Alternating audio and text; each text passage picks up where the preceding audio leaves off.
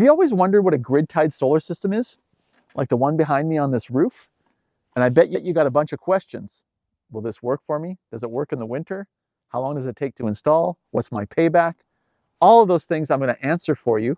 Stay tuned and we'll see if this is a fit for your project and your lifestyle. So a grid-tied solar system is unique. Why is it unique? Because it's connected to the utility, meaning another source of power, which is typically generated by hydro, coal, nuclear, and other sources. It's connected to the grid and communicates with it, which means that we don't need battery storage to store the energy. When we often think about solar, we think about storage, we think about the batteries. It's probably one of the number one questions we get. Where do the batteries go? Well, in a grid-tied solar system, there are no batteries. There's an option though that where we can create a hybrid system, and I'll get that a little later. But behind me, I've got an electrical meter here. And that meter has got a special meter called a bidirectional meter or a net metering meter. So when you move forward with an installation of a grid-tied solar system, you've got essentially a meter that's going to turn backwards. And that's why we call it a grid-connected system. The utility company that you work with is going to provide you a credit, and even in some provinces or some states, they'll actually pay you a special rate for that power that you send back to the utility. All right, so now that we've talked about the meter itself and how the net meter works, let's talk about the location of the panels. So you're going to find two common installations. You're going to find the roof-mounted installation and you're going to find the ground-mounted installation. The ground-mounted installations, you're going to find them more in rural areas where there's more acreage and land to put up the solar panels. But in most residential areas, like this roof-mounted system here on this garage, that's what you're going to find. Now, ideally, you want your installation to be on a roof that is facing directly due south if you're in the northern hemisphere. Why? We want the photons of the sun to hit perpendicular to the panels as much as possible for the most amount of production. Now, a rooftop is also, depending on the pitch, is also going to determine that production. So there's going to be a bunch of variables that go into the calculation into determining the optimum size of your solar array to net you zero. Again, the net metering system with the goal is to try to get you close to a zero in consumption from the utility grill and offsetting it with your solar system. So when you consider the location, think about the winter. If you're in a province which gets lots of snow, you may need to remove the snow to get optimal production for your particular site.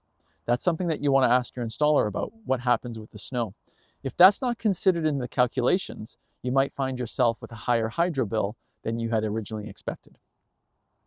Something further to add to that and how this works in a net metering system is when you're sending that energy back to the grid, you're actually building credits. So the higher production time is going to be from, say, the months of March all the way to October in Canada here where we get the snow.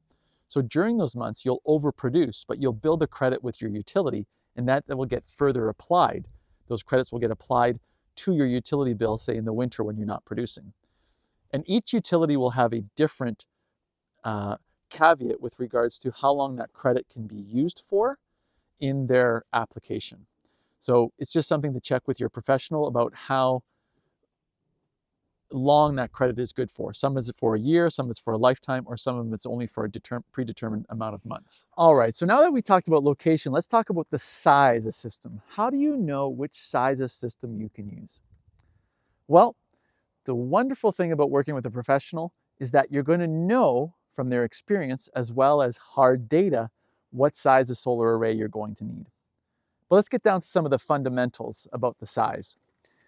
You see, one of the common questions we get is, I have a 2,000 square foot home, I have a 1,000 square foot home, I have a 900 square foot home. What size of solar array do I need? Unfortunately, it's not that exact of a science with the square footage, because you could have two identical homes that are at 1,000 square feet, but the occupants inside have a different energy demand. Their lifestyle is different. One might run air conditioning while the other might not. So what we do is we calculate the total amount of power used over time, which is called the kilowatt hours or the watt hours. So the amount of power that an appliance uses over a certain period of time is the energy consumed. And that's how you're getting billed on your utility bill. So if you were to take a look at your utility bill and analyze the data for a whole year, that would give you a pretty good average of what your consumption is. You're going to see the peaks and valleys, of course, maybe higher production in the midsummer when you're running an air conditioner, or even higher production in the winter if you've got electric heat as a source of energy. So considering each individual home for the particular size of solar array is very important. And a professional will do that by using all the variables, plugging them into a software, reviewing them from an engineering standpoint, and then sizing the system. Now, something I can give you with 20 plus years of experience is the following. If you live in a home that's about 1,200 to 1,500 square foot, you've got a south-facing roof, and your source of heat is not resistive, meaning it's not an electrical source of heat, meaning like a baseboard, but it's say natural gas, or you have a heat pump or some other form like a furnace, I can tell you that most homes fall between a 5 and 7 kilowatt system, meaning 5,000 to 7,000 watts worth of solar up on the roof. And that will typically net you zero towards the end of the year. You have to keep in mind that the size of the solar system is designed not necessarily for the winter, but for peak production. And what happens in the net metering is that we overproduce and we build those credits like I talked about. So the sizing is going to be up to the professional, the installer that you work with, taking all the variables as far as your consumption goes, and then the data that we use up on the roof to determine how many solar panels individually that will make the total array size. So how does the power from the solar panels come from the rooftop and make it all the way back to this bidirectional meter? Direct current, which is the energy from the solar panels, so DC. When you think about direct current, think about a battery. The battery in your car is direct current. But for it to communicate with the electrical grid, we need it to be alternating current through the process of using an inverter. In the inverter come in two common terms. We're going to hear about microinverters that mount directly up on the roof, and then we have what we call string inverters, which will mount closer to your home, on a wall, inside, or even outside. The process takes place. So how does that energy get from DC to AC? So that wire transfers the energy all the way over to a disconnect before it goes into your home's electrical panel, where it's then transferred to the meter itself, and the meter turns backwards. Now, every installation will be required to have an outdoor disconnect so that the lines people who work on the electrical grid can come to your home, isolate the power, and know that they can work in the area safely with the solar system being off. So it's a very simple process of transferring that energy from a direct current to an alternating current through the means of an inverter, and then sending the energy back to the grid. And your installer and your professional that you work with are going to determine what the best application is as far as the inverter goes and the placement of that equipment. Mystify winter. It's a cloudy day. It's the beginning of February when I'm shooting this video. And, well, you're not getting much solar today. But on days that it is sunny in the winter, especially in central Canada where we get a lot of solar insolation, I'm telling you something. The production of your solar panels will be higher than they are in any other time of the year. And the reason that is because just like any other electrical equipment, heat is the killer of efficiency. And the panels in the wintertime are going to be more efficient because they don't have the heat loss. So you're going to see spikes in your solar production. So for those who say it doesn't work, it's twofold. Yes and no. If you've got solar panels and you're completely reliant on just the solar panels themselves, meaning you don't have the grid, you're going to be in trouble if they're on the roof. You'd want to have them on a ground mount so you can easily clear that snow. If you've got a grid-tied solar system and you have the option of putting it in your yard, well, that's going to be the most optimal way to do it because you're going to maximize production because you can easily clear the snow and you can tilt the panels to the ideal array for your location. So, yes, solar will work in the winter, but there's a few variables to consider. All right, so let's talk about the installation of the actual system. How long does it take from the time you connect with your installer and get the system installed? A lot of variables at play there, but let's talk about a few of them. One, you might need an application with your local municipality for a building permit. The other thing that you might need is you might need an application for with your utility, depending on how they do their net metering system. In most cases, you will. So by the time the application processes go through to make sure that one, you can do a solar system on your roof, that might take a week. It could take up to 2 weeks. From that point on, the engineering and design of the system has to be completed from a draft version to a completed system for the installers.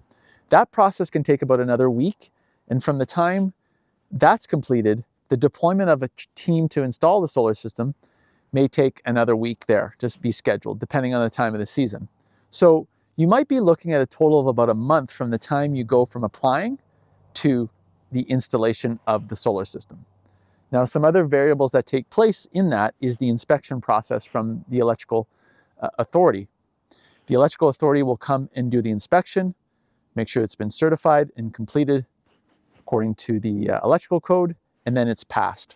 From that point, it may take another week or even 2 weeks for the utility now to get that inspection notice and say, okay, we're ready to put in the bidirectional meter. So when you're working with your professionals and your team, you want to, for your area, you want to get a really good idea of how long it will take from inception to completion. And again, that will vary by province, by municipality, and of course by site. So one of the tips I can give you is I always recommend start the process in the winter time of working through that application, working through the preliminary engineering and the drafts, the final engineering, and then scheduling your install so that you can hit the ground running, as they say, as soon as the nice weather breaks and the solar system can be installed up on your roof. On a grid-tied solar system, your return on investment is going to depend on where you are and perhaps what incentives you've received to install them. So different provinces and different states, depending on where you are, may have tax credits, may have grants, they may also have special terms to sell back the energy. So those are all going to play into the variables. And your installer and professional must be able to put all those variables together to calculate that return on investment. I can tell you from giving my years of experience that most systems will return on investment somewhere between 7 and 10 years, depending on those variables. So that 7 to 10 year mark also may not take into consideration the inflation rate as well as where the hydro rates may be. So you want to make sure that that's taken into consideration in the calculation. So the return on investment, 7 to 10 years on a grid-tied solar system. And the other thing that we get asked is, well, how long is the equipment good for? Well, the equipment often is good for 20 plus years. So solar panels have a guaranteed efficiency rating that they don't lose more than 1% a year of their nameplate rating. So based on the production that they output, they shouldn't lose more than 1%. So even after 20 years, you're still going to have solar panels that are producing. What are some of the things that could go wrong? The change from DC to AC, those inverters could see a potential failure. Now, I've been in the industry almost 20 years. I've seen most of the grid-tied systems going in the last 12 to 14 years has been the popularity.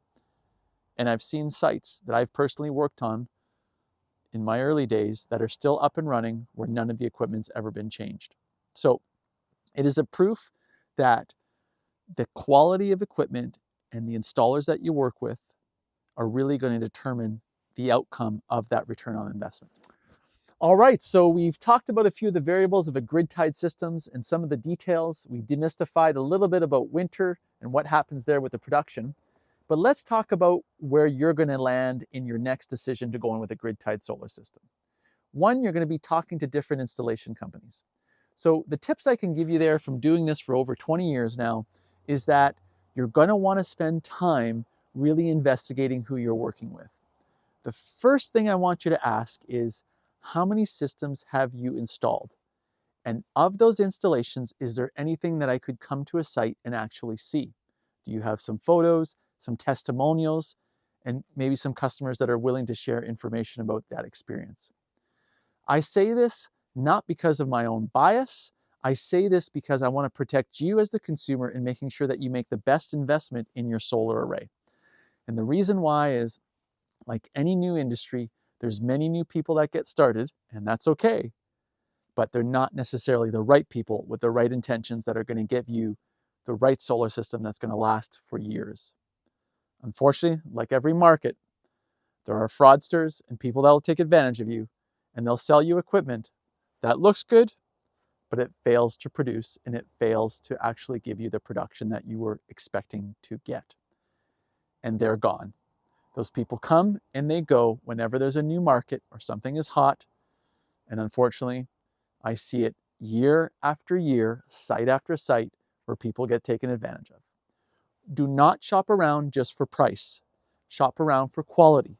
Shop around for reference. Shop around for years of experience to ensure that you get a system that's going to meet your expectations. So do your due diligence like any other big purchase you're going to make, a car, a home, so that you can get a system that's going to work for your intended use. I have to say, a good installer sometimes will leave your site and say, I don't recommend this solar here. Why? You don't have the right roof orientation, you don't have the land for it, or it might not meet your expectations because there isn't the real estate there to do it. So, with all that being said, please reach out if you have any questions. You can visit us at raysolar.ca, visit our FAQ section, reach out to a member of our team. We'll be happy to help you in your next project. And I wish you all the best in making renewable energy easy.